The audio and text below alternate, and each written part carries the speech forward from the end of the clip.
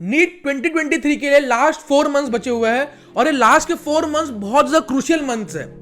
In last के 4 months में मैंने क्या किया था जिससे मेरा सिलेक्शन एम्स में हुआ और मेरा 680 स्कोर आ गया था, और आपको क्या करना चाहिए ये बताने वाला हूं इस वीडियो के अंदर। तो इस वीडियो को एंड तक देखना, और अगर वीडियो अच्छा लगे तो चैनल को सब्सक्राइब कर लेना।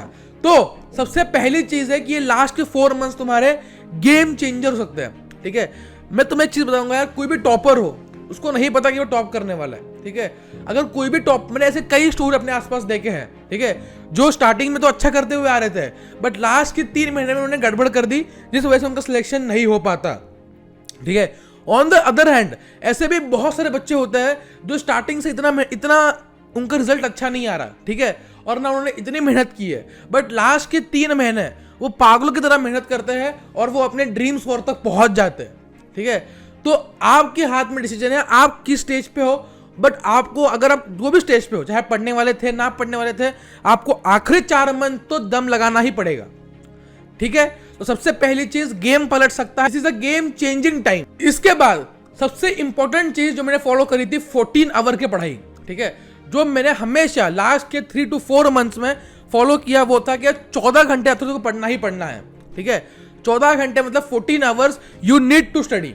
ठीक है, अगर तुम्हारा सिलेक्शन चाहिए तुम्हें, अगर तुम्हें देखना है अपने आप को व्हाइट कोट में, तुम्हें 14 आवर्स पढ़ना पड़ेगा। ठीक है, और एक और चीज, इस सब में अपने आप का ख्याल रखो, सबसे बड़ी चीज।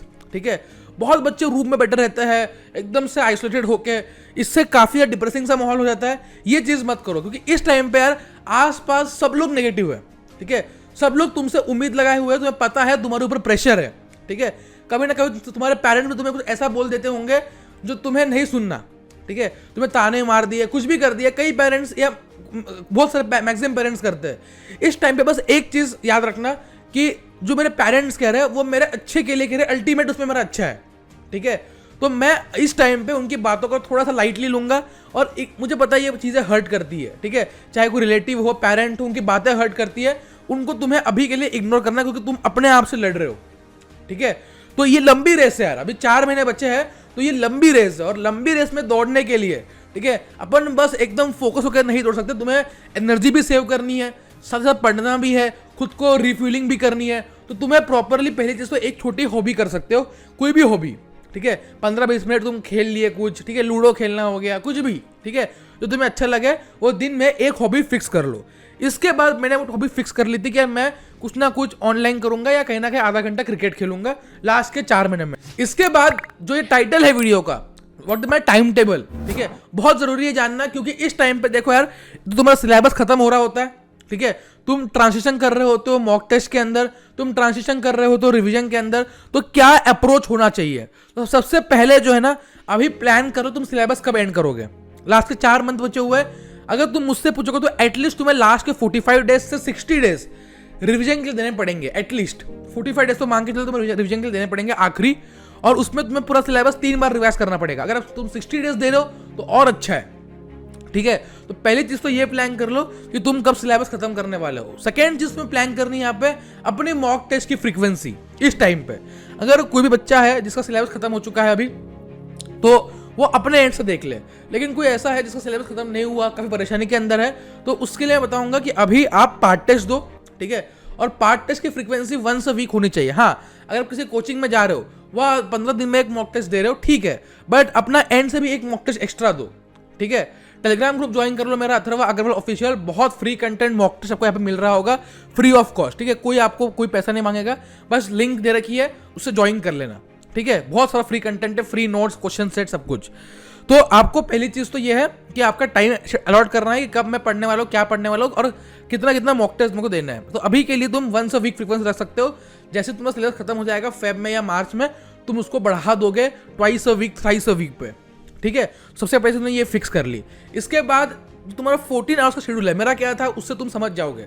अभी के समय पे यार कई बार कोचिंग में ऐसा होता है, अगर तुम ऑफलाइन कोचिंग जा रहे हो तो कई बार ऐसा होगा कि ऑफलाइन कोचिंग के अंदर कुछ इतना अच्छा नहीं पढ़ा रहे होंगे या रिवीजन करवा रहे होंगे या बहुत फास्ट सिलेबस जा रहा होगा।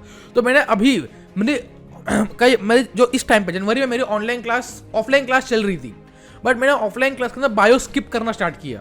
ठीक है, और केम के भी कई क्लास स्किप करना स्टार्ट किए। क्यों? क्योंकि उस टाइम पे मैं घर पे वो चैप्टर कर लेता था बायो के, ठीक है, और मैं क्वेश्चन प्रैक्टिस अपने एंड से करता था ऑनलाइन या ऑफलाइन, राइट। तो सबसे पहली चीज़ है अपना क्लास देख लो कि कहाँ पे तुम टाइम बचा सकते हो, जहाँ पे जरूरत नहीं है क्लास देने की वह क्लास मत करो, कोई दिक्कत की बात नहीं है, ठीक है। तो इसके बाद हम क्या करेंगे भैया, अगर मान लो अब तुम्हारा पूरा खत्म हो चुका है या तुम ऑनलाइन ही पढ़ रहे हो, तो अगर मान लो लास्ट के 3 मंथ की बात करूँगा, तुम्हारा पूरा दिन बचा हुआ है, ठीक है, पूरा दिन बचा है और पूरे दिन तुम्हें कोचिंग वगैरह नहीं जाना क्योंकि तुम लास्ट में बस रिवीजन कर रहे हो अब घर बैठ के, तो तुम्हें क्या करना है, सबसे पहले मेरा था एक तो अपना स्लीप टाइम फिक्स कर लो, ठीक है। 7 घंटे का नींद अपने को लेना ही लेना है एट एनी सर्कमस्टेंस, ठीक है, क्योंकि 4 घंटे सो के लंबी रेस, मैंने कहा था भाई अभी लंबी रेस है, ठीक है, 4 घंटे की नींद लेके 5 घंटे की नींद लेके तुम लंबा नहीं दौड़ सकते, तुम थक जाओगे, तुम गिर जाओगे, तुम अपने गोल पे गिव अप कर दोगे, ठीक है, अगर तुम फ्रेश नहीं रहे। तो 7 घंटे की नींद तो तुम्हें लेनी ही लेनी है किसी भी हाल में। तो मेरा ये था लास्ट के दिनों के अंदर कि 12 बजे सो गए, ठीक है, और ये चीज़ मैं बता रहा हूँ तुम्हें पागलों की तरह पढ़ना पड़ेगा, सिलेक्शन चाहिए, you have to become mad, ठीक है। लाइक स्टार्टिंग में मेरे पेरेंट्स मुझे मतलब काफ़ी बोलते थे कि थोड़ा पढ़ ले, बट लास्ट के 3 मंथ वो बोल ही नहीं पाए, क्योंकि लास्ट के 3 मंथ मैं पागलों की तरह पढ़ रहा, जब देखूँ तब पढ़ रहा हूँ, ठीक है। मेरे को घूम घूम के बात करने की आदत है, बोलने की आदत है, लाइक पढ़ने की आदत है, तो वो पूरी सोसाइटी हमारी जग गई थी भाई कि तुम्हारे घर पे चल क्या रहा है, दिन में 20-24 घंटे में से 14 घंटे 15 घंटे कोई बच्चा रिवाइज कर रहा है, तो रिलेटिव घर पे है वो देख रहा है कि ये तो पढ़ रहा है 24 घंटे। तो ये चीज़ है तुम्हें करना पड़ेगा, ठीक है, जब तक तुम थक नहीं जाते तो तुम्हें पढ़ना है। तो मैंने सुबह रात को 12 बजे सो गया, सुबह लगभग मैं 6:37 उठता था, डिपेंडिंग अपन रात को कब सोया हो, कई बार रात को जल्दी सो जाते हैं, कई बार लेट सोता है, तो 7 बजे अप्रॉक्सीमेटली उठ गया। इसके बाद जो मेरा फर्स्ट सेशन होता था वो 3 घंटे का होता था बायोलॉजी का या इनऑर्गेनिक केमिस्ट्री, दोनों में से एक, मैंने कहा है हर बार, ठीक है, क्योंकि अब कोचिंग तो है नहीं, अब क्लास तो है नहीं, कोई जाना तो है नहीं, तो यहाँ पे, और कई बार क्लास होता भी था, बता दूं तुम्हें, कई बार क्लास होता भी था तो मैंने छोड़ दिया था जाना बायोलॉजी के लिए एटलीस्ट, ठीक है। तो सुबह 3 घंटे मेरा टाइम था बायो का पूरा डेडिकेटेड। तो तुम्हें दिन में जो फर्स्ट सेशन होगा पढ़ने का अपने टाइम टेबल के हिसाब से वो बायो को देना है, और इस टाइम पे कोई लेक्चर मत देखो, नो स्क्रीन टाइम, नथिंग, ठीक है, बस एनसीईआरटी तुम्हारी होनी चाहिए, चाहे वो इनऑर्गेनिक की हो, ऑर्गेनिक की हो, चाहे बायोलॉजी की हो, दैट्स इट, ठीक है। और एक डिसीजन ले लो कि आज मैं ये चैप्टर रिवाइज करूंगा तो करूंगा ही पूरा, ठीक है, या आज इस चैप्टर को पढ़ना है फर्स्ट टाइम तो इतना पोर्शन तो खत्म करूंगा ही करूंगा कंसेप्ट के साथ, बट फर्स्ट 3 आवर्स में अवॉइड लेक्चर्स, मतलब ऑनलाइन स्क्रीन टाइम देखना, राइट। उसके बाद जो 10 to 11 ब्रेक ले लिया, उस ब्रेक में क्या किया, इस ब्रेक में भी यार सोच रहा हूँ कि अभी आगे क्या करना है, क्या बचा है क्या नहीं, ठीक है, और उसके साथ थोड़ा वीडियो देख लिए लैपटॉप खोल के, ठीक है, कोई स्ट्रैटेजी वीडियो अपडेट आ गया नीट का कुछ भी, ठीक है, या कॉमेडी वीडियो हो गई, रिफ्रेश कर लिया माइंड को, बट शार्प 11 बजे बैठ गए। अब जो ये 11 से 2:30 का सेशन होता था यार, ठीक है, ये सेशन सबसे प्रोडक्टिव सेशन मेरा होता था। पहला तो बायो का होता ही था, बट सेकेंड सेशन ये था सबसे प्रोडक्टिव था, क्योंकि ये 3.5 घंटे का टाइम था, और इस 3.5 घंटे में मैं टारगेट लेता था कि मेरे को फिजिक्स से chemistry, physical chemistry mostly physics था इसमें, ठीक है। तो फिजिक्स को मैं इन 3.5 घंटे में कोई भी एक चैप्टर, कभी कभी चैप्टर होता है लाइक मॉडर्न फिजिक्स, तो चैप्टर खत्म हो जाएगा, छोटा होता है, या कोई भी एक टॉपिक इन 3.5 घंटों के अंदर मैं कैसे खत्म करूंगा, ठीक है।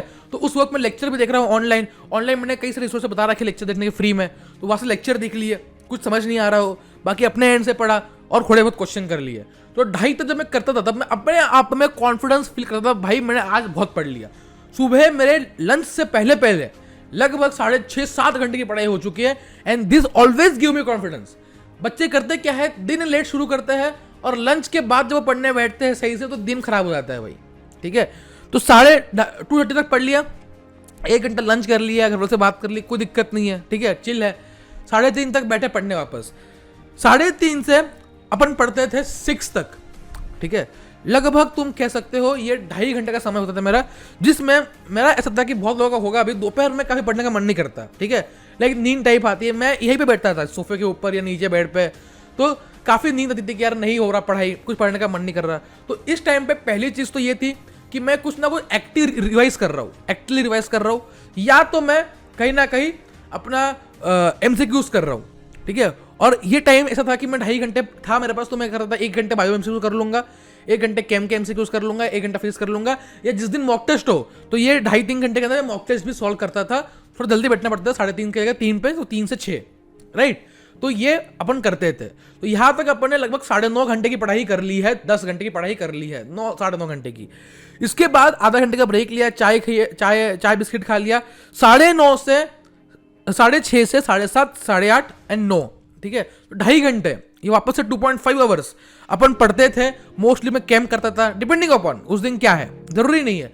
मान लो मैंने सुबह फिजिक्स कर रखी है, उसका कोई टॉपिक बचा हुआ है, वो वही कर लिया, तो कुछ भी कर लो अपने एंड से, ये टाइम में, ठीक है, जरूरी नहीं है। तो ये 2.5 आवर्स जो था वो मैं कुछ भी करता था जो पढ़ने का मन कर रहा है या जो आने वाला है या जहाँ पे बैकलॉग है, ठीक है। तो 2.5 आवर्स ये कर लिया। फिर 9 से 9:30 ब्रेक ले लिया, 9:30 से थोड़ा टेरेस पे घूम लिए, बायो के एमसीक्यूज कर लिए, बताया मैंने 10 बार आपको, ये करता था मैं 10 साढ़े 10 तक। और फिर 1 घंटा और कुछ भी एमसीक्यूज पुराना रिवाइज कर रहे हैं बैठ के, किसी भी रैंडम चैप्टर के बायो के क्वेश्चन कर रहे हैं, रैंडम चैप्टर के। क्यों भैया, क्यों करते हो ये सब? क्योंकि उससे मेमोरी स्ट्रांग होती है, उससे चीजें रिवाइज होती है क्विकली, तुम बहुत सारी चीजें सीख जाते हो। ये रैंडम कुछ भी रिवाइज कर रहे हैं कि यार आज अपन क्या रिवाइज करें, मॉर्फोलॉजी रिवाइज कर लेते हैं, ठीक है। तो मॉर्फो के सारे एग्जाम आधे घंटे में रिवाइज कर लिया, ठीक है। ये सब चीजें करोगे तभी तुम्हारे नंबर बढ़ेंगे, राइट। तो अगर तुमने टोटल बड़ा स्टडी टाइम मिला लोगे तो ये 14 आवर्स होते हैं, ठीक है, 14-15 आवर्स होते हैं। इसमें से काफी टाइम थोड़ा वेस्ट भी होता है कि तुम कहीं वॉशरूम चले गए, ठीक है, कहीं पानी पीने उड़ गए, तो लगभग 12-13 घंटे की तो तुम इफेक्टिव स्टडी करोगे ही करोगे। और ये 12-13 घंटे की इफेक्टिव स्टडी तुम अगले 4 महीने के लिए लगातार करते हो, तुमसे तुम्हारा सिलेक्शन कोई नहीं छीन सकता, ना ही एनटीए, ठीक है। मैंने ऐसे बच्चे देखे हैं जिनका लास्ट तक स्कोर 300 350 आ रहा था, लेकिन लास्ट के 3 महीने 2 महीने जो तो वो मेहनत की है, 12-12 घंटे, मेरे से ज्यादा मेहनत करते थे बच्चे, मेरे से ज्यादा मेहनत करते थे, और वो अपने कॉलेज तक पहुंच गए, ठीक है। तो अभी तक तुमने प्रिपरेशन सही से की है, प्रिपरेशन सही से नहीं की, फर्क नहीं पड़ता, ठीक है। फर्क ये पड़ता है कि अब आगे तुम क्या प्रिपेयर करने वाले हो, कैसे प्रिपेयर करने वाले हो, और अपना कितना % देने वाले हो। अगर आप अपना अभी से लेके नीट तक 110% एफर्ट दोगे तो रिजल्ट भी तुम जो चाहोगे वही आएगा, right. So all the best. Hope करता हूं कि आपको अपना टाइम सीखने मिला हो क्या करना है अगर आप घर पे हो तो, ठीक है। काफी जो ब्रेक्स होते थे उसमें मैं क्रिकेट खेलता था, आधा घंटा टेरेस पे जा लिया या कुछ भी ऑनलाइन देख लिया, तो ये तुम्हारे रिफ्रेशिंग जो ब्रेक्स होंगे वो करना पड़ेगा, क्योंकि ये लंबी रेस है, 10 बार बताया मैंने, राइट। तो that's it for today's video. Hope करता हूं कि वीडियो अच्छी लगी है तो चैनल को सब्सक्राइब कर लो। And thank you everyone for 100K subscribers यार, इट मीन्स अ लॉट। आपका सपोर्ट, आपका प्यार यही है जो 2.5 साल से मुझे लगातार वीडियो बनाने में बहुत वीडियो पोस्ट किए, एज कम्पेयर टू बाकी लोग। मैंने 600 वीडियो से ऊपर पोस्ट कर दिए एंड अब जाके मेरे 100K हुए। तो thank you everyone, all the best and bye bye.